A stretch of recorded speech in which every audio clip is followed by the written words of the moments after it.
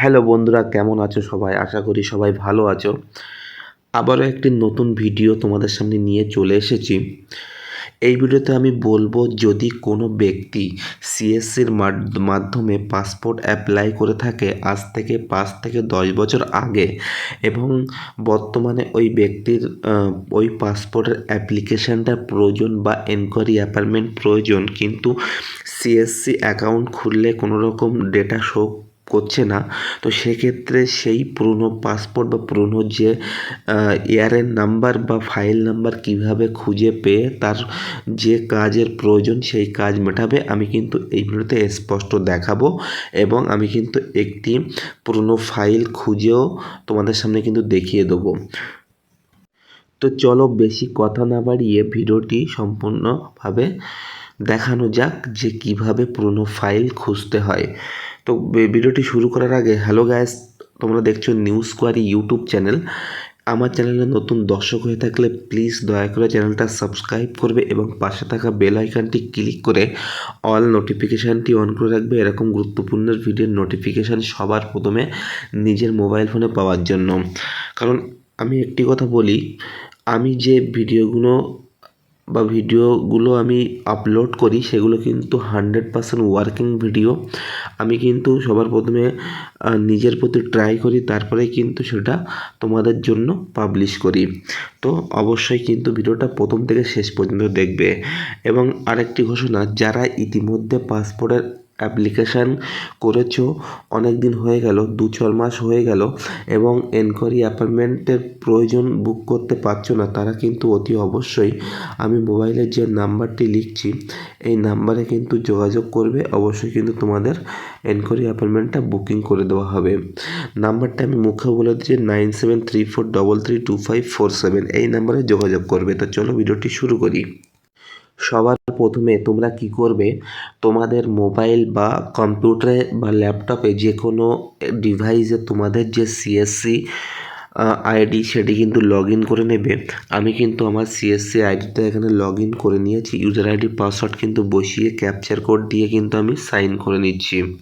তারপরে কিন্তু সম্পূর্ণ প্রসেসিং হয়ে আমার যে সিএসসি আইডি বা ড্যাশবোর্ডটা কিন্তু ওপেন হয়ে গেল। তো তোমরা কী করবে, সরাসরি কিন্তু এই যে সার্চ বার আছে, সার্চ বারে এসে ক্লিক করবে।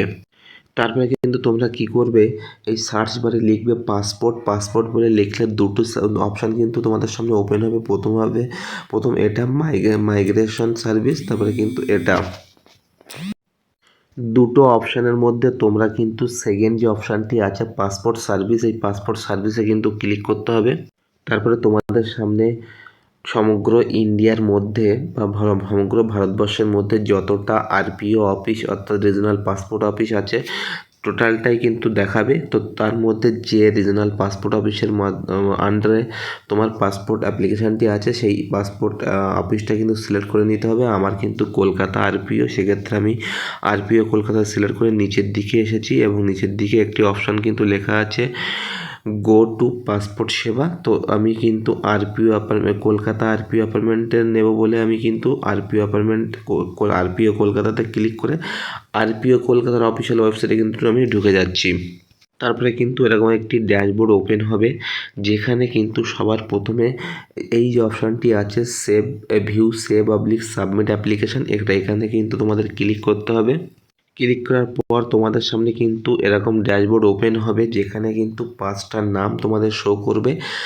পাবলিক যে আইডিগুলো হয় অর্থাৎ নর্মাল ইন্ডিভিজুয়াল যে আইডিগুলো হয় তাতেও কিন্তু 5টা নাম শো করবে, আর সিএসসি যে আইডিগুলো হয় তাতে কিন্তু 5টা নাম শো করবে। কিন্তু ইন্ডিভিজুয়াল আইডিতে 5টার বেশি অ্যাপ্লিকেশান করা যায় না, কিন্তু সিএসসির মধ্যে কিন্তু একাধিক অ্যাপ্লিকেশান করা যায়, এটাই হচ্ছে তফাৎ। তো ধরো কোনো ব্যক্তি আজ থেকে 7 বছর বা 10 বছর আগে পাসপোর্ট অ্যাপ্লাই করেছিল, তো সেই ব্যক্তির আমি অ্যাপ্লিকেশানটা খুঁজবো। তো কিভাবে খুঁজবো, তো তার জন্য সবার প্রথমে তোমাদের যেটা প্রয়োজন হবে, এই সার্চ বারে এসে ইয়ারের নাম্বারটা এখানে পেস্ট করতে হবে বা ইনপুট করতে হবে। তো ইয়ারের নাম্বার কোথায় পাবে, তোমরা যখন পাসপোর্ট অ্যাপ্লাই করেছিলে পাসপোর্ট সেবা কেন্দ্র বা তোমরা প্রথম যে অনলাইন করেছিলে সেই অনলাইন থেকে যে ফর্ম দিয়েছিল সেই ফর্মে কিন্তু একটি নাম্বার তোমরা পেয়ে যাবে, সেটি হচ্ছে ইয়ারএন নাম্বার বা অ্যাপ্লিকেশান রেফারেন্স নাম্বার। এই ইয়ারএন নাম্বার অনুযায়ী কিন্তু তোমাদের ওখানে খুঁজতে হবে। এবার অনেকের কিন্তু প্রশ্ন আছে যে আমরা আজ থেকে 6-7 বছর আগে বা 3-4 বছর আগে অ্যাপ্লাই করেছি, সেই কাগজপত্র কিছুই নেই, শুধুমাত্র পাসপোর্ট আছে। তো সেক্ষেত্রে তোমরা কি করবে, আমি স্ক্রিনে যে নাম্বারটি লিখছি এই নাম্বারে তোমরা ফোন করবে। ফোন করে তোমরা তোমাদের বিষয়টা কিন্তু জানাবে যে আমরা এতদিন আগে পাসপোর্ট অ্যাপ্লাই করেছিলাম, কিন্তু সেই পাসপোর্টের যে ফর্মগুলো কিছুই নেই, কিন্তু আমার ইয়ারএন নাম্বার প্রয়োজন, তো আমার ইয়ারএন নাম্বারটা বলে দিন। তারা কিন্তু বলে দেবে। তার জন্য তোমার কী করতে হবে, পাসপোর্ট ফাইল নাম্বারটা তাদেরকে বলতে হবে বা কাস্টমার কেয়ার আধিকারিককে বলতে হবে এবং ডেট অফ বার্থ আর নামটা বলতে হবে। বললে তারা কিন্তু ইয়ারএন নাম্বারটা বলে দেবে। তো সেই ইয়ারএন নাম্বার, অর্থাৎ এই যে ইয়ারএন নাম্বারটা কিন্তু ওখানে ইনপুট করতে হবে। অর্থাৎ কাস্টমার কেয়ার থেকে যে পাওয়া ইয়ারএন নাম্বারটা এই জায়গাটায় লিখে এই যে সার্চ অপশানটি আছে, সার্চ অপশানে কিন্তু ক্লিক করতে হবে। দেখো আমি কিন্তু ইয়ারএন নাম্বারটা লিখেছি, 2022 সালের কেস। আমি কিন্তু ইয়ারএন নাম্বারটা লিখেছি, লিখে কিন্তু সার্চ বারে ক্লিক করছি। ক্লিক করার সঙ্গে সঙ্গে দেখতে পাচ্ছ আমার কিন্তু সেই অপশান মানে যে নাম, সেই নামটা কিন্তু চলে এসেছে। অর্থাৎ এটা কিন্তু সবার প্রথমে ছিল না। অর্থাৎ তোমরা দেখো এখানে কিন্তু 2022, হ্যাঁ, কিন্তু তার আগেগুলো দেখো সব 2024 কিন্তু আছে, 2024। অর্থাৎ যে ইয়ারের নাম্বার যা মানে তেমনটাই হয়, যে সালে অ্যাপ্লাই করা হয় সেই সাল দিয়েই কিন্তু ইয়ারেনটা শুরু হয়। তো প্রথমে কিন্তু সব 24, কিন্তু যেটা আমি সার্চ করেছি সেটা কিন্তু 2022। তা বাদেও আর একটা বিষয় আমি দেখিয়ে দিচ্ছি। দেখো প্রথম যে প্রথম যে 5টা অ্যাপ্লিকেশান আমি দেখিয়েছিলাম, সেই 5টা অ্যাপ্লিকেশানে কিন্তু 2024 সালের অ্যাপ্লিকেশান। এখানেও কিন্তু দেখতে পাচ্ছ 2024 সালের অ্যাপ্লিকেশান। কিন্তু আমি যে ইয়ারের নাম্বার দিয়ে সার্চ করেছি, সেই ইয়ারের নাম্বার দিয়ে সার্চ করার পরে দেখো এখানে কিন্তু টোটালে কিন্তু 6টা শো করছে। আগে 5টা শো করছিল, এখন কিন্তু 6টা শো করছে। তার মধ্যে 5টা 2024 সালের কেস এবং জাস্ট একটা কিন্তু 2022 সালের কেস, যেটা আমি সার্চ করেছি। তো তোমরা কি করবে, তোমরা এই যে অপশানটায় কিন্তু টিক চিহ্ন দেবে এই গোলে। এই যে গোল মতোটা আছে, এই গোল মতোতে কিন্তু আমি টিক চিহ্ন দিয়েছি। দেওয়ার পরে কিন্তু আমি কি করেছি, পেমেন্ট অ্যান্ড অ্যাপয়েন্টমেন্টে কিন্তু ক্লিক করছি। পেমেন্ট অ্যান্ড অ্যাপয়েন্টমেন্টে ক্লিক করার পরপরই কিন্তু আমার একাধিক অপশান শো করবে। তার মধ্যে সেকেন্ড যে অপশানটি আছে, অর্থাৎ schedule appointment for enquiry at passport office, এই অপশানে কিন্তু ক্লিক করতে হবে। তারপরে কিন্তু তোমাদের সামনে এরকম একটি অপশান মানে ড্যাশবোর্ড ওপেন হবে, যেখানে কিন্তু এই ইয়ারের নাম্বারটা লেখা থাকবে, নাম লেখা থাকবে, এখানে ডেট অফ বার্থ লেখা থাকবে। তো তোমরা কোনো দিকে না তাকিয়ে যেটা করবে সেটা হলো এই যে নেক্সট আছে, নেক্সট অপশানে ক্লিক করবে। তারপরে কিন্তু তোমাদের সামনে এরকম একটি অপশান শো করবে, যেখানে কিন্তু বলা হয়েছে এই ক্যাপচার কোডটি এই ঘরে বসিয়ে নেক্সট অপশানে ক্লিক করতে।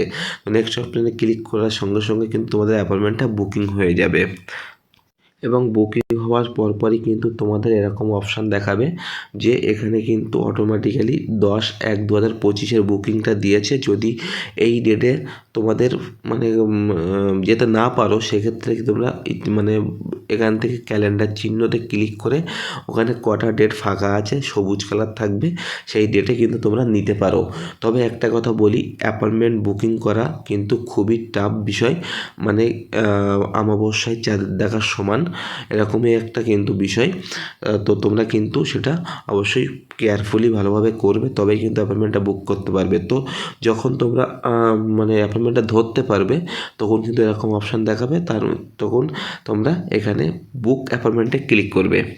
তারপরে তোমাদের সামনে এরকম একটি অপশান শো করবে বুক অ্যাপয়েন্টমেন্টে ক্লিক করার পরপরই যে your appointment has been booked successfully, your application number is appointment number is এত। অর্থাৎ অ্যাপয়েন্টমেন্ট নাম্বার কিন্তু এখানে জেনারেট হয়ে গেছে এবং সমস্ত কিছু এখানে ডিটেলস আমার কিন্তু শো করছে। আমি কী করছি, এখান থেকে সরাসরি প্রিন্ট এনকোয়ারি অ্যাপয়েন্টমেন্ট রিসিভে ক্লিক করছি। তারপরে কিন্তু আবারও এরকম একটি অপশান শো করবে। তো নিচের দিকে এসে প্রিন্ট এনকোয়ারি অ্যাপয়েন্টমেন্ট রিসিভে আবারও ক্লিক করবে।